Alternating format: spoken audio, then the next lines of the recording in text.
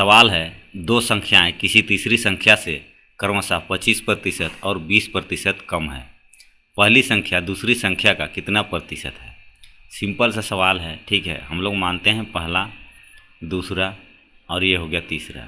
तीसरा हम लोग को पता नहीं है, 100 मान लेते हैं। और दूसरा क्या है, 20% कम बोलता है इससे, तो ये हो गया 80। और पहला है 25% कम यानी कि 75। अब कंपेयर इसके बीच में किया गया है, मतलब पहली संख्या दूसरी संख्या का कितना है। तो अगर 80 जो है वो 100% है, ठीक है, तो 75 कितना प्रतिशत है, यही तो पूछा है। तो इसको हम लोग सॉल्व करेंगे।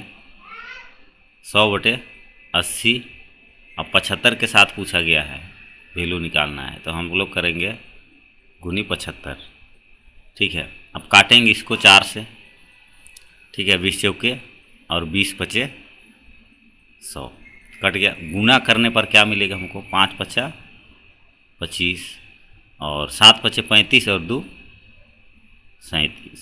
अब 4 है नीचे, भाग देंगे 4 से, अब हो जाएगा ये 9 चौके 36, 1 बचता है 15 हो जाता है, 4 तिया 12 पॉइंट लगाएंगे क्योंकि 3 हो गया ये। अब 0 लगा देंगे 3 में तो 30 हो गया 7 चौके 28। अब बच गया 2, 0 लगाएंगे तो बनेगा 20। अब इसको काटेंगे 5 चौके 20।